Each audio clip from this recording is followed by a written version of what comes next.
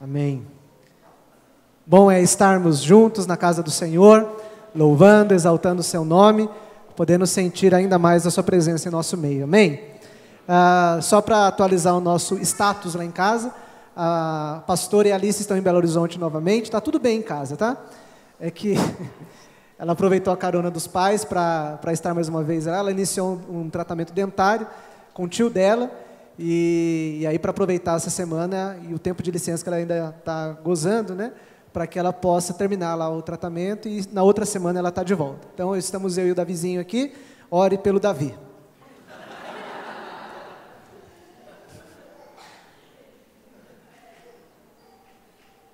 Amém. Interessante como Deus faz e prepara, né, as coisas para a nossa vida. Esse sermão que eu compartilho nessa noite com vocês, eu já estou com ele assim em mente, né, trabalhando no meu coração, na minha mente já há algumas semanas.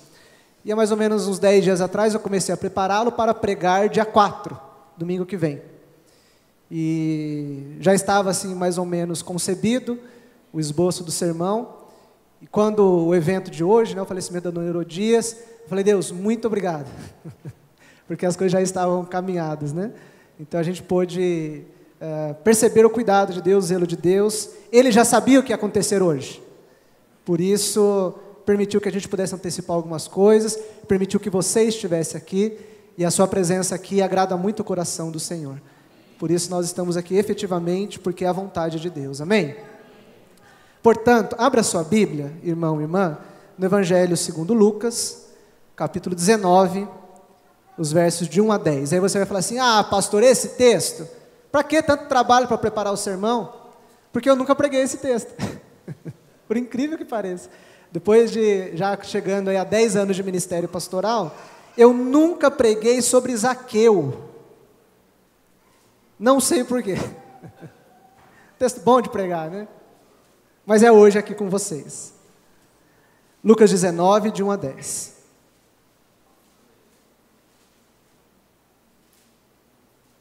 Se você puder ficar em pé mais uma vez, eu convido você que faça isso, para lermos o Evangelho de Lucas, capítulo 19, a partir do primeiro verso. Assim nos diz esta porção da palavra de Deus. Entrando em Jericó, atravessava Jesus a cidade. Eis que um homem chamado Zaqueu, maioral dos publicanos e rico, procurava ver quem era Jesus, mas não podia, por causa da multidão, por ser ele de pequena estatura. Então, correndo adiante, subiu a um sicômoro, a fim de vê-lo, porque por ali havia de passar. Quando Jesus chegou àquele lugar, olhando para cima, disse-lhe: Zaqueu, desce depressa, pois me convém ficar hoje em tua casa. Ele desceu a toda pressa e o recebeu com alegria. Todos os que viram isto murmuravam, dizendo que ele se hospedara com um homem pecador. Entre mentes, Zaqueu se levantou e disse ao Senhor: Senhor, resolvo dar aos pobres a metade dos meus bens, e se em alguma coisa tenho defraudado alguém, restituo 4 vezes mais. Então Jesus lhe disse: hoje houve salvação nesta casa, pois que também este é filho de Abraão, porque o Filho do Homem veio buscar e salvar o perdido. Amém? Feche seus olhos, cubra sua cabeça, vamos orar mais uma vez. Senhor, obrigado, porque o Senhor nos sustenta, o Senhor nos guarda em todo o tempo. Obrigado pela tua presença neste lugar, obrigado pelos louvores, pelas orações, por cada ato deste culto, onde nós ofertamos a Ti, mas também podemos Te sentir, tocando as nossas vidas, falando ao nosso coração, e que assim continue através da ministração da Tua palavra, Senhor. Que eu possa me esconder atrás da cruz de Cristo, e que tão somente a Tua glória e o Teu poder sejam manifestados neste lugar. Fala conosco, assim nós te pedimos em nome de Jesus Cristo, que vive e reina. Amém. Você pode se assentar, irmão e irmã. Quem é você neste texto? Quem é você neste trecho que nós lemos da palavra? Aonde você está neste texto?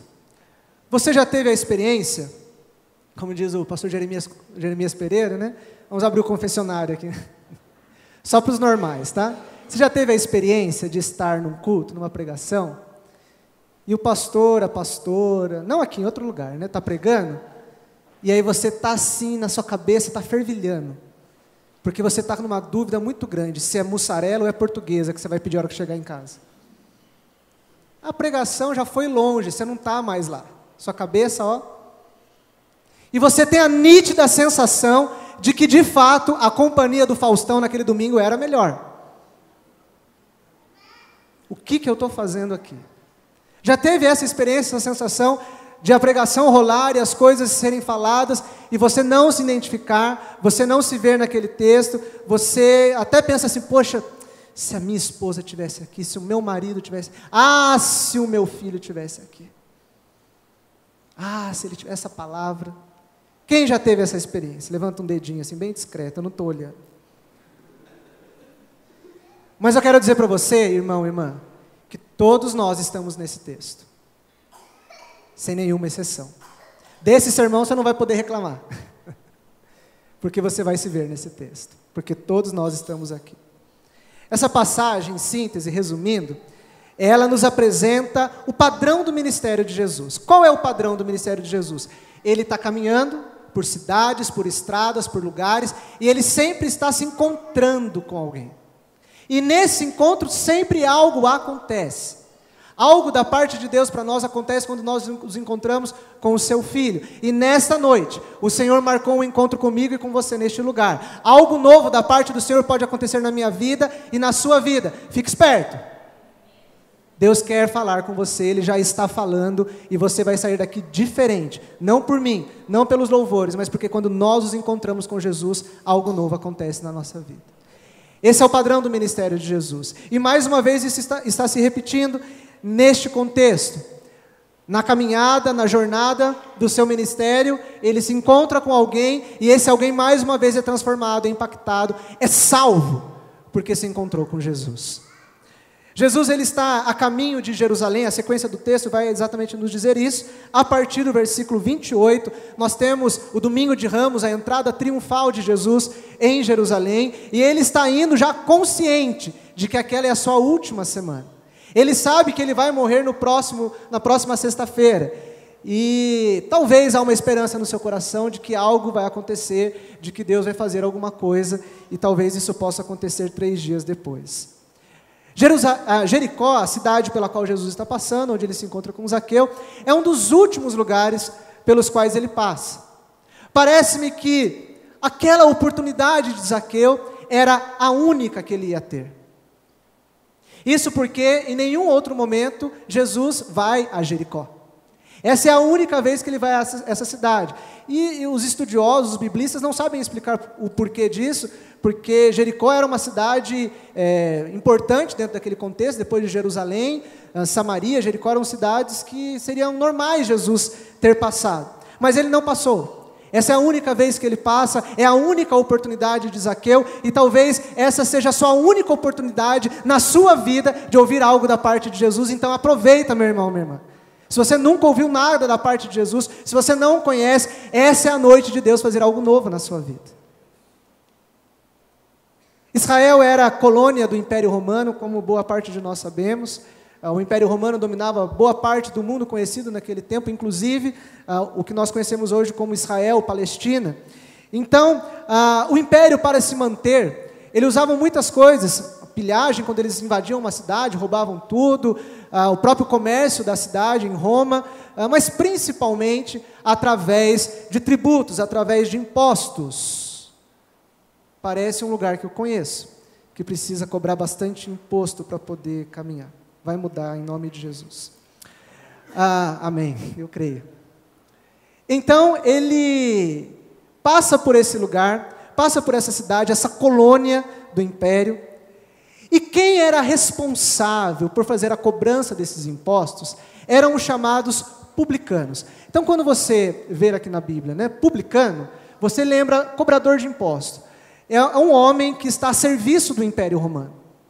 Ele está lá para fazer isso, para cobrar os impostos, e é assim que Zaqueu nos é apresentado. Ele é um publicano. Ele é um funcionário do Império Romano na colônia. Quem é Zaqueu?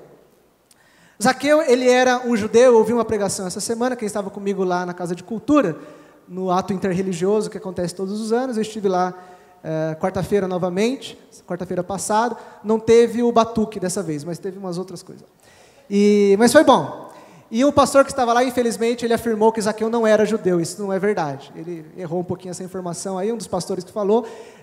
Zaqueu com certeza era um judeu. Era um judeu porque quando Jesus afirma lá no final do texto, este também é filho de Abraão, essa não é uma expressão apenas linguística, uma expressão daquele momento. Ele está dizendo que sim, ele é descendente de Abraão, portanto ele é judeu. Ele era um judeu. E o seu currículo, ali no versículo 2, diz que ele era publicano, maioral, rico. E ser maioral significa que ele era o chefe da coletoria. Haviam vários funcionários para cobrar os impostos, e ele era o chefe, ele tinha poder. O texto nos diz que ele era rico. Como um cobrador de imposto fica rico? Desse jeito mesmo que você está pensando, sendo corrupto. É isso mesmo. Como ele fazia isso? Bom, o Império Romano falava assim, olha, cobra 10 reais lá de imposto do povo. Ele cobrava 20. 10 era dele e 10 ia para a capital, Roma. Então, todo publicano, invariavelmente, era corrupto.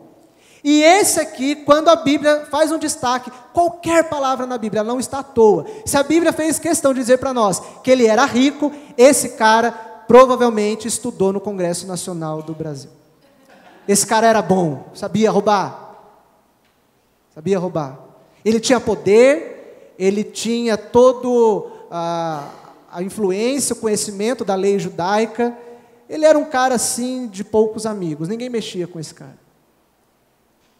Zaqueu, ele contava, apesar disso tudo, ou por causa disso tudo, melhor dizendo, ele contava com o desprezo, com a solidão, com a rejeição de todo o povo.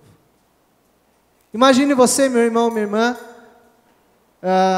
os Estados Unidos, o atual império que domina o mundo, ele vem aqui e transforma o Brasil numa colônia. E aí então ele seleciona alguns brasileiros para cobrarem impostos. Fala assim, dá um jeitinho aí, eu vou favorecer você, você cobra impostos aí. Como seria a nossa relação com essa pessoa, da nossa nação, do nosso país a serviço do império para nos roubar? Com certeza não seria algo agradável. E nesse contexto, a coisa se agrava muito mais. Porque a mentalidade judaica é de que todo judeu é irmão de outro judeu.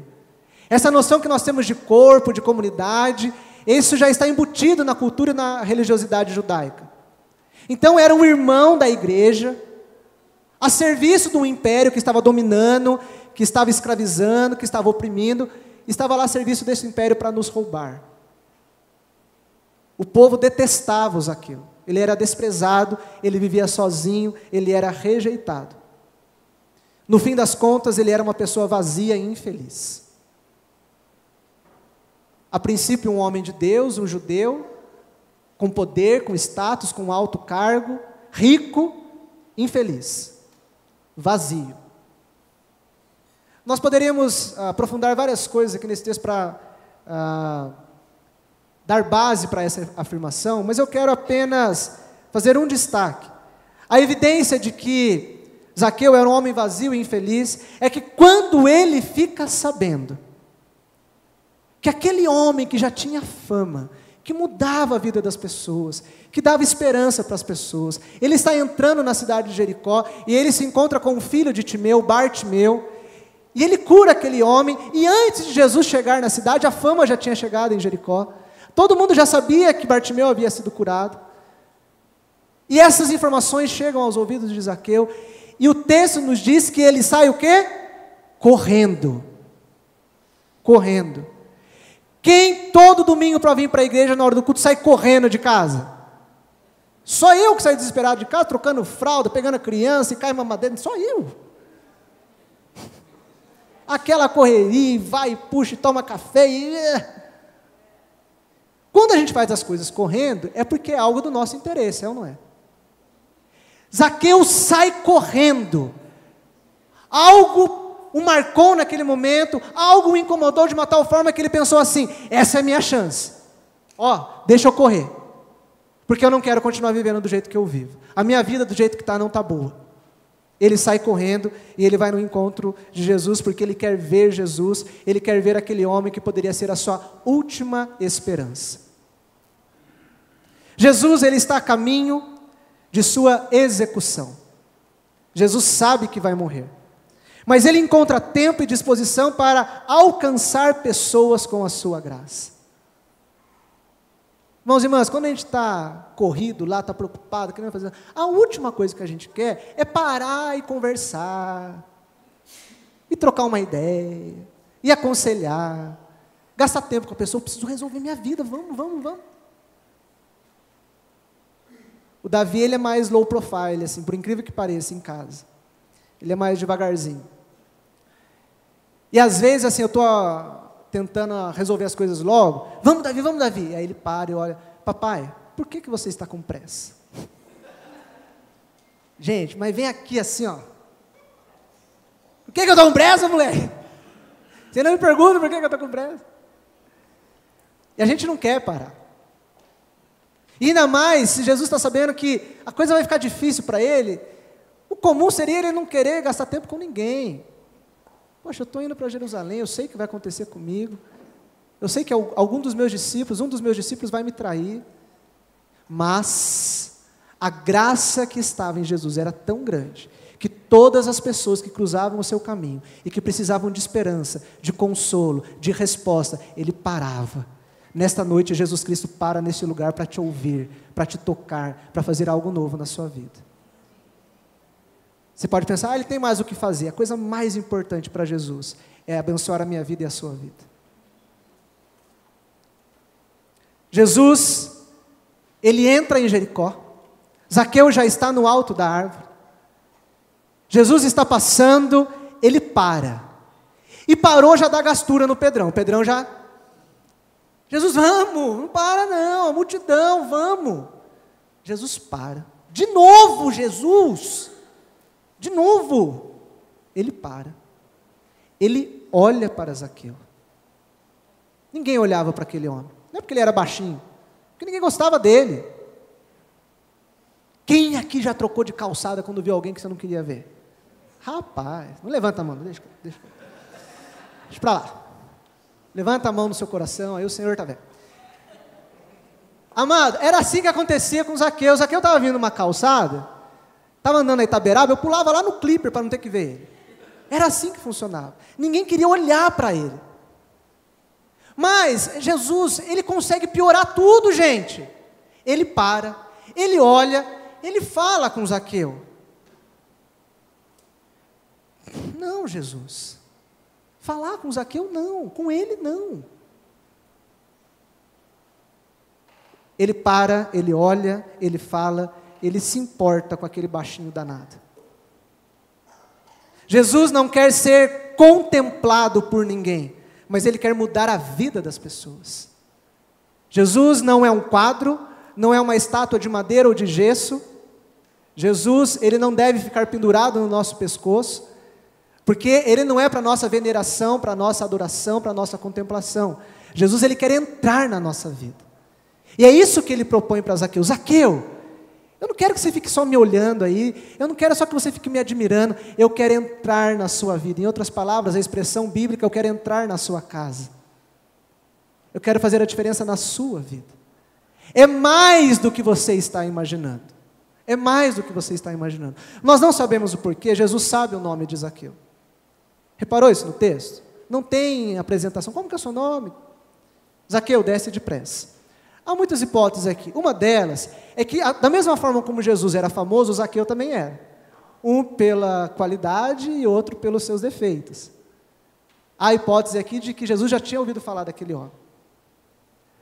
Mas o mais aceitável é que, naquele momento, o Espírito Santo sopra no ouvido de Jesus. Para. Olha para cima. Fala com esse homem. O nome dele é Zaqueu. Muda a vida e a história desse homem. Irmãos e irmãs, o Espírito Santo de Deus falou hoje aos ouvidos de Jesus. Vai lá naquela igreja. Para. Olha para cada um que está lá e muda a vida dessas pessoas. Amém? Você crê nisso? Glória a Deus. Zaqueu tem que superar duas barreiras muito claras aqui para poder alcançar o seu objetivo, que era ver Jesus. Uma barreira interna, vamos chamar assim, e outra externa. O versículo 3 nos fala que procurava ver Jesus, mas ele tinha dois problemas. Primeiro, ele era baixinho. Segundo, tinha uma multidão. Um problema interno e outro externo. A sua estatura, ele não era alto, grande, como o Álvaro não veio hoje. Vocês acharam que eu ia falar que era eu, né? Não. Ele era pequeno, ele não conseguia ver Jesus. E também tinha um problema grande aqui chamado multidão. Em tese, essa multidão é a igreja de Jesus. Em tese, essa multidão aqui é a igreja de Jesus. Uma igreja meio atrapalhada às vezes. Se você depois puder, né, com calma, ler os versículos anteriores, exatamente a cura de Bartimeu, como nós já dissemos. E quando Jesus está passando, ele ouve o barulho da multidão, o ouvido muito aguçado por causa da sua limitação física. Ele acaba, né, aguçando mais a sua audição, pede para falar com Jesus. O que a multidão faz? O que os discípulos fazem? Ô ceguinho, fica quieto aí, atrapalha não. Tentaram repreendê-lo, essa é a expressão bíblica aqui no livro de Lucas. Eles tentam repreendê-lo. Essa mesma multidão aqui, ela fica meio desgostosa de Jesus ter entrado na casa de Zaqueu. Então Zaqueu, ele, além de uma limitação física, interna, ele tinha que superar essa limitação, essa barreira externa à multidão. Mas, eu tenho para mim, irmãos e irmãs, que nós não somos essa multidão. Ainda que aquela, hipoteticamente, fosse a igreja de Jesus. Porque a multidão, ela quer Jesus só para si, e ela está preocupada só consigo mesma. Vai que Jesus resolve parar aqui em Jericó e cuidar só desse povo e esquece da gente. Vai que alguém pega a nossa bênção. E graças a Deus, irmãos e irmãs, nós não somos assim, amém? Esta igreja não é assim. Nós temos o nosso coração na obra, no reino, na missão de Deus, em abrir as portas e fazer com que as pessoas conheçam a Jesus. Nós entendemos perfeitamente que a igreja não está presa nessas quatro paredes, porque todas as noites de domingo nós vamos embora, e a igreja somos eu e vocês. Se nós vamos embora, a igreja não está presa em quatro paredes, amém? Nós também não somos Zaqueu, ainda que muitas pregações a gente ouça, né? Nos colocando no lugar de Zaqueu. Eu não quero dizer que nós somos Zaqueu, porque aqui corre o risco de algumas pessoas se identificarem com Zaqueu, eu, o seu Odaí, tá, né? Poucas pessoas vão se identificar aqui com o Zaqueu. Gigante, Toninho, cadê o Toninho, tá aí? Não veio, não. Depois conta para ele, fala que a gente não falou de quinta-feira de novo, tá, para ele ficar. Nós também não somos Zaqueu, sabe por quê? Zaqueu, ele não tinha entendido ainda que Jesus era o Filho de Deus e que ele morreu e ressuscitou. Nós já sabemos disso. Amém? Nós também não somos Zaqueu. É claro que nós também não somos Jesus. Nós também não somos Jesus. Porque Jesus, ele é o caminho. Nós, no máximo, somos a placa que indica o caminho. Essa é a pregação de outro dia, mas eu já quero aqui aguçá-los. É muito interessante o porquê, todas as vezes que Jesus fala com alguém, larga suas redes, fala lá para Matias ou Mateus, né, larga tudo aí, fala para Zaqueu, desce, e as pessoas na mesma hora obedecem Jesus. Estranho esse trem aqui, né? Ele não fica argumentando e explicando e tal, segue-me, e as pessoas o seguem. Mas essa é a pregação de outro dia. Nós não somos Jesus. Sabe quem nós somos nesse texto? Nós somos o sicômoro. Nós somos o sicômoro. Chamaram também de figueira brava. É uma espécie de figueira. Mas eu já vou dizer o porquê de brava. A salvação de Zaqueu só aconteceu porque o sicômoro entrou na história. Se não fosse o sicômoro na história, Zaqueu não teria sido salvo naquele dia. Por que que nós somos o sicômoro? Porque, humanamente falando, ele estava no lugar errado e na hora errada. A árvore estava no lugar errado e na hora errada. Por isso que nós somos o sicômoro. O sicômoro, conseguiu para mim, Ziza, a foto? Não? Está triste o computador? Não quer funcionar? Tá bom. Se ele funcionar, você me avisa. Gente, um sicômoro adulto não cabe nessa igreja. É uma árvore muito frondosa, muito grande, com um tronco muito largo, com muitos galhos, com uma copa muito grande. Sabe essas árvores gostosas, assim, de sítio, de fazenda, que faz aquela sombrona, assim? Essa árvore aí. Esse era o sicômoro. E por ser uma árvore muito grande, ela não era plantada dentro das cidades. Geralmente os sicômoros, eles eram plantados à beira do caminho, na estrada. Como os viajantes viajavam sempre, né, principalmente a pé, ou com algum tipo, né, de carro puxado por animais, o ideal era sempre ter sombra na estrada. Não tinha como pegar lá o seu carro de cavalo, ligar lá o ar-condicionado, né? Precisava da sombrinha da árvore. Então o sicômoro era uma árvore plantada geralmente nas estradas à beira do caminho, nunca dentro da cidade. Sicômoro não é para ser plantado dentro da cidade. Essa árvore, aparentemente, pelo que nós podemos entender no texto, ela atrapalha. Ela atrapalha. Porque se estava dentro da cidade, ruas pequenas, pense num vilarejo, né, pequenininho. Então não era a árvore plantada na calçada, era no meio do caminho. Então, estava atrapalhando a multidão passar. Todo mundo que passava por aquele caminho, pelo centro de Jericó, tinha que fazer o quê? Desviar da árvore. Todo mundo que passava por aquele caminho via o tal do sicômoro atrapalhando, plantado no lugar errado. Quantas vezes, irmãos e irmãs, nós também não nos sentimos assim? Deslocados, colocados fora do lugar, desconfortáveis, no trabalho, na família, na faculdade, na igreja. Quantas vezes nós olhamos para o contexto da nossa família e a gente fala: Deus, com certeza o Senhor errou, o Senhor me deu a família errada. Deus, eu tenho certeza que esse lugar de trabalho aqui não é para mim. Interessante que não há nenhuma expressão bíblica que diga que o diabo tenha condições de abrir portas. Portanto, toda a porta que se abre na nossa vida foi aberta por Deus. Deus, não dá mais. Esse meu casamento eu desisto, não tenho mais como. Com certeza o Senhor errou. Com certeza o Senhor errou. E todas as vezes quando um casal está em crise, eu gosto sempre de fazer essa reflexão. Se é um casal cristão, eu pergunto: o que mudou da vontade de Deus? O que mudou da vontade de Deus? Eu mudo, a minha esposa pode mudar, nós podemos até piorar, mas o que nunca muda é a vontade de Deus. E se foi a vontade de Deus unir aquele casal, o que mudou? A maioria das vezes as pessoas pelo menos param para pensar.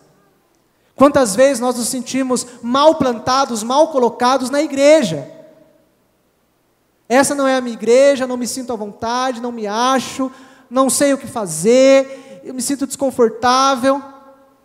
Eu quero dizer para você, irmão e irmã, que aonde Deus te plantou é o lugar de você frutificar. Aonde Deus te plantou, Ele não errou. É a família certa, é o filho certo, é o trabalho certo, é a faculdade certa, porque se foi Deus que te colocou lá, esse é o lugar de Deus para a sua vida. Amém? Muitas vezes nós olhamos assim como aquela árvore estava mal plantada, mal colocada, aos olhos humanos. Estava no lugar errado e na hora errada. Atrapalhava a multidão a passar, fez Jesus ter que parar e falar com aquele pecador, mas Deus usou aquela situação. Você não é um erro, você não está no lugar errado. É onde você está que Deus quer te usar. Esse é o sicômoro. Olha o tamanho da bicha. Deixa aí, Ziz. Deixa ela aí. Obrigado. Aonde você está é onde Deus quer te usar, para que outras pessoas vejam a Jesus e sejam alcançados pela sua graça. Irmão, irmã, enxerga a tua família, enxerga a sua classe na escola, na faculdade, enxerga o seu departamento lá no trabalho, como o seu ponto missionário. Você está ali para fazer missão. Se der tempo, você trabalha. Se der tempo, você estuda. Se der tempo, você cuida das coisas de casa. Você está lá naquele lugar que Deus te colocou para fazer missão. Quantas assinaturas do nosso cenáculo você já deu para alguém que trabalha com você? Quantas Bíblias você já deu para alguém da sua família? Porque aonde você está, esse lugar aonde Deus te plantou é o lugar certo para você estar. Amém? Até que Ele diga ao contrário, só Ele pode dizer ao contrário, é lá que você tem que estar e ser bênção onde você está. Amém? Vou aqui aflorar meu lado pentecostal do Brasil para Cristo do meu avô. Posso ouvir um amém para isso? Amém, glória a Deus. Que bom que vocês estão aí comigo ainda. Está acabando. Não pensa na mussarela não, fica aqui comigo. Por que nós somos o sicômoro? Porque através dela, daquela árvore, as barreiras foram superadas. Zaqueu, ele tinha, como nós dissemos, duas barreiras, uma interna e outra externa. A sua altura, a sua estatura e a multidão. E o sicômoro, a árvore, o ajuda a superar essas duas barreiras. Quando ele sobe na árvore, ele fica grande, ele pode ver e ser visto. E quando ele sobe na árvore, a multidão pode passar à vontade, ele está lá tranquilo. Por isso eu e você somos o sicômoro na vida de muitas pessoas, irmãos e irmãs. Nós somos desafiados, somos chamados por Deus. Deus quer nos usar para que pessoas superem as suas barreiras para poder ver a Jesus. Quantas pessoas precisam, devem, querem ver a Jesus, mas não conseguem por causa de barreiras. E Deus quer me usar e te usar para que essas barreiras sejam transportadas. Barreiras internas que alguém pode ter. Essa pessoa pode ter um monte de preconceito de crente. Quem aqui não era crente e não gostava de crente? Levanta a mão, essa eu quero ver. Isso. Queimaram toda a língua, né? Isso. Tem uns aqui que são mais crente que crente. Eita, coisa boa, né? É uma bênção isso. Ô, gente, muitas pessoas não se aproximam de Jesus por preconceito, porque as pessoas erroneamente ligam Jesus à igreja. Ninguém tem que ir para a igreja, as pessoas têm que ir para Jesus. E quem vai para Jesus, inevitavelmente vai querer viver em comunidade numa igreja. Mas eu levo a pessoa para Jesus, depois ela vem para a igreja. Pode ser essa que é melhor, mas pode ser qualquer outra. Amém? Então eu e você temos que ajudar as pessoas a superar essas barreiras internas. Crente só fica dando dinheiro para o pastor. Antes fosse, não é o caso aqui. Não é. Tá bom? Então a gente precisa ajudar as pessoas a superar esse tipo de barreira. Quer ver outra barreira que as pessoas têm? Culpas. As pessoas se sentem culpadas, indignas. Sabia que tem gente que não vem para a igreja, viu, Du? Que tem medo de a hora de passar por aquela porta ali ficar endemoniada. Gente, tem gente assim, eu já ouvi. Pastor, peraí, eu vou me acertar uns negócios lá, que se eu entrar na igreja, vai que acontece alguma coisa. Falei, irmão, vai acontecer alguma coisa mesmo. Não, mas um negócio que pode acontecer. As pessoas se sentem culpadas pelos seus erros, pelas suas falhas, se sentem indignas, sujas. Quando Adão e Eva se veem nus, pecadores, lá no paraíso, qual a primeira coisa que eles fazem? Se escondem, fazem roupas e vão lá para debaixo da caverna. Estavam escondidos, né? Olha só o que o pecado faz com a gente. E nós precisamos ajudar as pessoas, para que elas entendam que independente de como elas estão, Deus as ama e quer transformar a vida delas como elas estão. Muitas vezes a pessoa não vai para a igreja por arrogância, autossuficiência. Eu não preciso disso, eu não preciso de Deus. E aí é muito bom, meu irmão, minha irmã, quando você está numa fase boa da sua vida, você está lá trabalhando, está com saúde, em casa as coisas estão ok, e aí tudo parece que você não precisa de Deus. E aí você fala para uma pessoa que é autossuficiente, que é arrogante, e diz para ela assim, olha, toda essa vida boa que eu tenho não significa nada se Deus não estiver comigo. Você dá um nó na cabeça da pessoa. Deixa ela pensar lá, deixa o barulho com ela, mas ajuda ela a superar essa barreira. Outra barreira interna, coisas mal resolvidas. Quando eu me acertar lá no meu casamento, quando eu pedir perdão para o meu pai, para minha mãe, aí eu vou para a igreja. Quem já ouviu essa? Quando eu parar de fumar, quando eu parar de beber, eu quero resolver a minha vida primeiro para ir para Jesus. É o contrário, danado. É Jesus que resolve. É Jesus que muda. Amém? Não é o pastor, não é a igreja. Quem muda é o Espírito Santo. E essa mudança precisa começar aqui, e aí dentro de você, e quem está passando lá agora na calçada. Deus abençoe. Barreiras internas. Zaqueu superou suas barreiras internas. Ele tinha como esticar na hora lá? Não tinha como. Não tinha como. Ele precisava daquele sicômoro para ele ficar alto e ser visto. Barreira externa. Nós precisamos ajudar as pessoas a superarem a religiosidade, o legalismo que muitas igrejas pregam por aí, a multidão. Quantas vezes a igreja, em vez de viabilizar, de facilitar, de fazer aquilo que João Batista fez, né? Aplainou o caminho para Jesus passar. Nós dificultamos, nós colocamos impedimentos, nós olhamos torto, nós colocamos uma série de critérios para a pessoa, para que ela faça parte da nossa comunidade. E muitas pessoas não querem ir para Jesus, não querem se comprometer com uma igreja, porque elas não gostam desse legalismo, dessa religiosidade, e nós temos que superar isso. Eu acho interessante quando alguém vem falar comigo assim, preocupada e receosa, e vem falar assim, pastor, é que domingo igreja, né? Domingo eu não vou na igreja, pastor. Irmão, irmã, eu vou estar na igreja. Não é a mim que tem que dar satisfação de nada. E muitas pessoas podem ter uma vida profunda com Deus, íntima com Deus, e não aparecer de domingo na igreja. Nós temos um caso desse aqui na igreja, de um irmão nosso, que jovem, uma série de fatores na sua família, a família não permite que esteja na igreja, e ele está meio clandestino aí. Então vai no Alimentando Vidas, vai no Novidade de Vida, vai no PG, tudo que tem durante a semana ele está liberado, fim de semana não.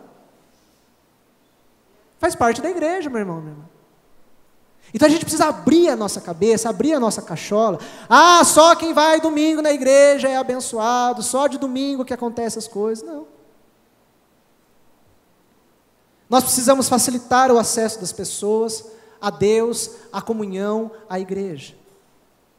A multidão estava impedindo o acesso de Zaqueu a Jesus. E quando ele vê aquele sicômoro, o sicômoro o ajuda a transportar, a superar aquela barreira externa, aquela multidão que o impedia de ver a Jesus. Por que nós somos o sicômoro? Porque o sicômoro desapareceu da história. Nós somos o sicômoro porque o sicômoro, sumiu. Zaqueu subiu no sicômoro, se encontrou com Jesus, a mudança na sua vida foi radical. Outra evidência de que ele era judeu, só um bom judeu, uma criança, um adolescente, um jovem, um adulto que foi criado numa sinagoga, ele poderia falar o que ele falou para Jesus: Jesus, o seu amor, a sua graça, o seu olhar, o seu jeito de falar comigo foi tão intenso, que eu estou arrependido de tudo de errado que eu fiz. E segundo a lei judaica, quem roubava alguém tinha que restituir essa pessoa 4 vezes mais. Aqui ele não está tirando, assim, vou dar 4 vezes mais. Não, está escrito na lei judaica. E como ele era judeu, ele conhecia a lei, e ele fala assim, quer saber, eu vou aplicar a lei. Todo mundo que eu roubei, eu vou pagar 4 vezes mais. Se eu defraudei alguém. E quem está precisando, eu vou abençoar. E se alguém está com uma necessidade, eu vou compartilhar, eu vou repartir. Olha a mudança radical desse homem, que acumulava, que queria ter, que era o maioral, era o chefe, era o rico, era corrupto, agora ele quer repartir e dar tudo para as pessoas. A tradição da igreja diz que Zaqueu depois se tornou bispo em Cesareia, uma das igrejas mais pobres da antiguidade. Pobre. Ele vai ser bispo dessa igreja. Esse homem mudou. Zaqueu se tornou um símbolo de que a graça de Deus supera todas as coisas. Irmão, irmã, Deus dá jeito para qualquer pessoa, até no seu cunhado ele pode dar um jeito. Estou te falando. Ontem eu fui o sicômoro do meu cunhado. Passei o dia com ele ontem. Fui na casa da minha irmã para ver a minha irmã, ela estava trabalhando, ficou eu e o cunhadão. Até na vida dele, Deus pode fazer alguma coisa. Eu gosto muito de uma expressãozinha bonitinha que diz assim, né? Pau que nasce torto nunca se endireita. O que Jesus era mesmo? Carpinteiro, de primeira linha. Chama o carpinteiro de Nazaré que ele dá jeito em qualquer um. Amém? Gostou dessa, né, Paulo? Pensei em você nessa. A história de Zaqueu se transforma num símbolo que Deus pode mudar o maior de todos os pecadores. Ele também se transforma num símbolo, essa história se transforma num símbolo de que qualquer pessoa pode mudar. A graça de Deus está sobre todos, onde abundou o pecado, superabundou a graça, e qualquer pessoa pode mudar. Quando a gente conta a história de Zaqueu, essa é a moral da história, é essa a mensagem que Deus quer nos trazer. A mensagem básica desse texto é, quando Jesus entra na história de alguém, ele muda essa pessoa, amém? Foi o que aconteceu com Zaqueu. Mas, e o sicômoro? Ai, mata a minha curiosidade. Quem já ouviu uma pregação do sicômoro? Levanta a mão. 1, 2, amém, 2 pessoas, tá bom, vou registrar esse negócio aqui. Gente, cadê o sicômoro? A gente fala de Zaqueu, ó, de Jesus, não precisa nem comentar. Desce a lenha na multidão, que essa multidão aqui é danada, porque ela é igual a gente, em muitas coisas. Mas o sicômoro, sabe quantas vezes no Evangelho sicômoro aparece? Uma aqui. É só isso. Tem algumas lá no Antigo Testamento em Salmos, se eu não me engano em Levíticos também. Tem o mais famoso de todos os sicômoros, é o de Amós. E acabou. Por isso nós somos o sicômoro. O sicômoro, olha que interessante. A madeira dessa árvore aqui é uma madeira de segunda. Não é uma madeira boa. É usada às vezes para fazer móvel, para construção, essas coisas. Madeira de segunda. Qual que é a árvore madeira famosona na Bíblia? Cedro? É ou não é? Diz lá o Salmo que nem o cedro do Líbano pode ser quebrado, pode ser destruído. Madeira boa. Ó que chique, eu quero uma mesa de cedro na minha casa. Não precisa nem ter casa, tem a mesa só que já... Olha que coisa interessante, ela é uma figueira, e eu vou explicar por que figueira brava. Tem a figueira mesmo, que dá figo, que é um figo docinho, gostoso. Essa aqui também dá figo, só que é amargo, é azedo o figo dela, por isso figueira brava. E aí lá no texto de Amós ele fala que Deus ele vai, a expressão não vou lembrar aqui exatamente bíblica, mas vai riscar, vai arranhar o fruto da figueira. Por quê? Quem cultiva a figueira por causa do fruto, lá no determinado momento lá, eu não sou figueirógolo, sei lá, então é mais ou menos assim, o plantador lá da figueira, ele tem que ir lá com um instrumento e arranhar o figo, porque aquela arranhada faz ele ficar doce. Olha que trabalheira. É melhor comprar o figo lá no som e pronto. Então a árvore, a madeira, fruto azedo. Sabe para que o sicômoro era usado no Antigo Egito? Para fazer os caixões dos faraós. Nós somos o sicômoro, irmão e irmã. Nós somos o sicômoro. Mas esse sicômoro aqui, que aos nossos olhos não serve para muita coisa, foi usado por Deus e se transformou em um instrumento de salvação. Assim como Deus pode fazer na minha vida e na sua vida. A gente vale muito pouco, gente. A gente serve para pouca coisa. Mas tem uma coisa que Deus pode fazer na minha vida e na sua vida, através das nossas vidas, é nos transformar em um instrumento de salvação. Nosso valor está nisso, em darmos suporte, viabilizar, possibilitar que outras pessoas vejam Jesus. Podemos até nem ser notados. Talvez as pessoas não vão nem dar muita bola para a gente. As pessoas podem até nos esquecer. A gente pode até ser desprezado. Mas se houver salvação, a nossa vida fez sentido. Ninguém fala do sicômoro. A gente fala de Jesus, da multidão e do Zaqueu. Mas ai do sicômoro de não estar lá. Deus usou aquela árvore. Deus quer usar a minha vida e a sua vida para que outras pessoas possam vê-lo. Quem quer ser um sicômoro? Amém? Sicômoro, ele tem essa aparência legal assim, muita gente pode subir ali, mas é uma árvore de segunda, viu? Sem muito valor. Porque o valor não está nela mesma, mas o que ela pode fazer nas mãos de Deus. Amém? Não se sinta desvalorizado, não se sinta menosprezado, não se sinta inferiorizado.